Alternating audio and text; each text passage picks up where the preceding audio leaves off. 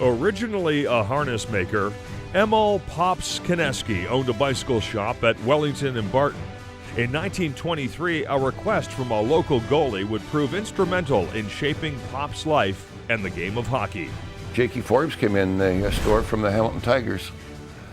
He was on a losing streak and he asked Pop if he could help him out with his pads. And Pop said, well, look it, there's no rules that says you can't make them wider or puff them up. So he did. It was designed off a cricket pad. He added about 2 outside rolls to each pad, and they started to win the games. He was on a winning streak, and they called him Jumpin' Jakey Forbes. A salary dispute would end NHL hockey in Hamilton. The Tigers were sold and became the New York Americans. Hamilton's loss was Pop's gain.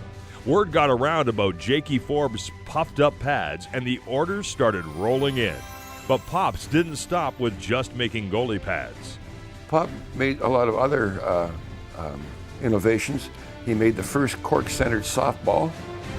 He made hundreds of those.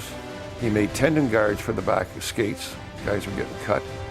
And then besides the goalie pads, he made the catching mitt for goaltenders. He made upper body protection.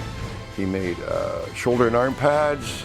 He made the belly pads. But it was the goalie pad that would remain the focus. Only pro and top-level goalies had a chance of getting their hands on the 300 pairs of pads the store turned out each year. They were built to each individual netminder, which meant a custom fitting, and for Johnny Bauer, an opportunity to get an added advantage. He says, you're a little bow-legged. I said, I am. I said, well, that's what I was going to ask you. I said, you think you could make these a little wider? He said, no, you can't. I said, I got trouble in the 5-hole. He said, no, I can't make those pads any wider than that because he said, they have to be legit. So I said, oh, okay, fine. But anyway, he did make them a little bit wider. So he says, make sure you pull the straps tight then, okay? And it helped a great deal. From 1969 to 1971, every goalie in the NHL was wearing Kenesky pads. A black book with each goaltender's pad dimensions and measurements was kept, but Pops never gave away any secrets, even to some of his closest clients. I still wanted to go and see how he made these pads, you know, because they're all handmade, hand-stitched and everything else, and horsehair inside of them, I think they were, but he wouldn't let, John, nobody goes upstairs there, he said. I said, no, Mister, we're good friends. It doesn't matter how good we are. It's my life and my living. And he says, nobody goes upstairs.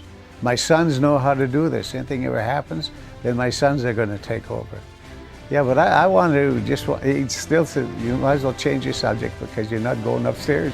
He wouldn't let me go upstairs at all. Pops would work upstairs at the store until he was 94. In 1977, he passed away at the age of 96.